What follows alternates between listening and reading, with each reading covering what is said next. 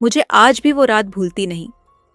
वो रात जब मैंने अपनी जिंदगी की सबसे डरावनी और रहस्यमयी चीज देखी थी और खो दिया था एक ऐसी सच्चाई के अंदर जिसे कभी किसी को बताना नहीं चाहती थी।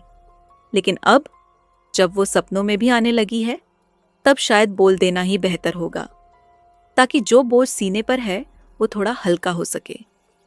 ये कहानी 3 साल पुरानी है, जब मैं अपने कॉलेज की गर्मी की छुट्टियों में अपनी दादी के गांव गई थी। उत्तराखंड के एक छोटे से गांव में, जहां हर ओर हरियाली और पहाड़ थे और गांव के किनारे बहती थी एक शांत मगर रहस्यमयी नदी, जिसे वहां के लोग कालगंगा कहते थे। माँ हमेशा कहती थी, उस नदी से दूर रहना बेटा, वो पानी सिर्फ पीने या नहाने का नहीं है, वहां कुछ है। मैं हंसकर टाल देती। मुझे तो वो नदी सबसे खूबसूरत जगह लगती थी। गांव में मेरा बचपन बीता था, मगर इस बार कुछ अलग था। इस बार मैं अकेली थी, न मेरे साथ भाई था, न पापा। दादी अब भी वैसी ही थी, धीरे बोलती, मगर आंखों में कहानियों का समंदर लिए। पहली रात उन्होंने कहा, सोने से पहले खिड़की बंद कर लिया कर, उस ओर नदी है ना, रात को उसकी लहरें किसी को बुलाती हैं। मैंने हंसते हुए कहा, दादी, भूत प्रेत वाली बातें अब भी करती हैं आप? उन्होंने कोई जवाब नहीं दिया, बस अपनी माला जपती रही। अगले दिन मैं गांव घूमने निकली और जैसे ही शाम हुई, मैं अकेली ही नदी की तरफ चली गई। सूरज डूब रहा था और नदी का पानी सुनहरी रोशनी में चमक रहा था। मैं पत्थर पर बैठी थी कि अचानक लगा कोई पीछे से मुझे देख रहा है। मैंने मुड़कर देखा, कोई नहीं था। लेकिन जब मैं उठकर चलने लगी, तभी मेरी नजर पानी के बीचों बीच किसी पर पड़ी। एक लड़की, सफेद कपड़ों में, जैसे कोई नदी में खड़ी हो और मुझे घूर रही हो। मैं कुछ समझ पाती उससे पहले वो अचानक पानी में डूब गई। मैं घबरा गई, दौड़कर घर आई और दादी को सब बताया। दादी का चेहरा सफेद पड़ गया। उन्होंने मुझे गले लगाया और कहा, तूने उसे देख लिया? किसे दादी?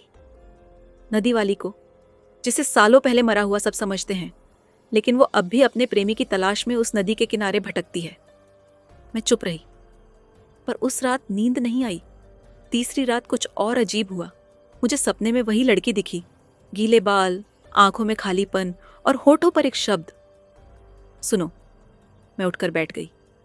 मेरे कमरे की खिड़की खुली थी, जबकि मैंने उसे बंद किया था।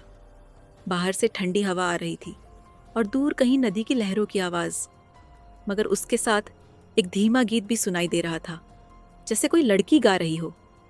मैं खिड़की तक गई और देखा, एक परछाई धीरे धीरे मेरी ओर बढ़ रही थी। मैं डरकर पीछे हटी और तभी वो गायब हो गई। अगली सुबह मैंने गांव के सबसे बुजुर्ग आदमी हरिया बाबा से बात की। उन्होंने मुझे चुपचाप मंदिर के पास बुलाया और कहा, उस नदी में बरसों पहले एक प्रेम कहानी डूबी थी। क्या मतलब? मैंने पूछा। बड़ी पुरानी बात है। राधा नाम की लड़की थी, सुंदर, मासूम, मगर साहसी। उसे गांव के ठाकुर के बेटे से प्यार हो गया था। दोनों मिलते थे उसी नदी के किनारे।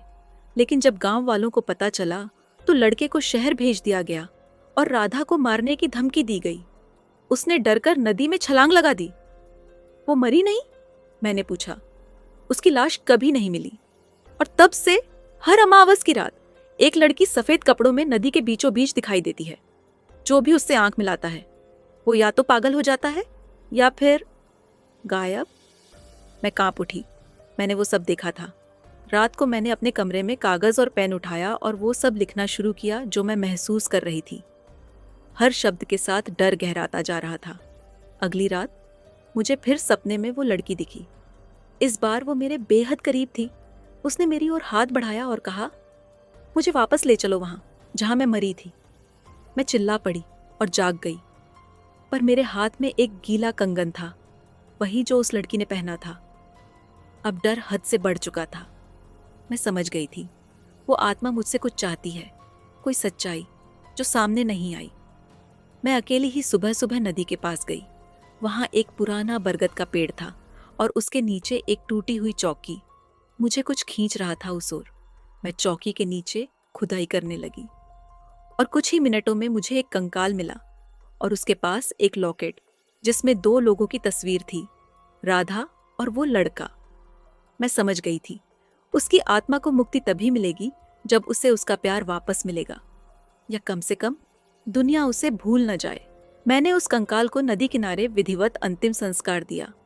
दादी ने पुरानी किताब से मंत्र पढ़े और जब अगली रात आई, नदी शांत थी। सपनों में वो लड़की नहीं आई। खिड़की बंद थी, पर हवा ठंडी नहीं थी, बल्कि सुकून भरी थी। मुझे लगा सब खत्म हो गया। लेकिन उस रात के कुछ दिन बाद जब मैं शहर वापस लौट रही थी, स्टेशन पर मेरी नज़र एक लड़की पर पड़ी।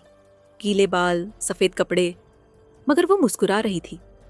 उसने मुझे देखा और सिर्फ इतना कहा, धन्यवाद। वो चली गई और मुझे यकीन हो गया वो अब आज़ाद हो चुकी है। शायद हम सबको कभी ना कभी किसी और की अधूरी कहानी पूरी करनी होती है, ताकि किसी आत्मा को शांति मिल सके और हमें खुद को माफ़ करने का एक मौका। अगर आपको ये कहानी पसंद आई हो तो ज़रूर लाइक करें, अपने दोस्तों के साथ शेयर करें और ऐसे ही रहस्यमय किस्सों के लिए चैनल को सब्सक्राइब करें।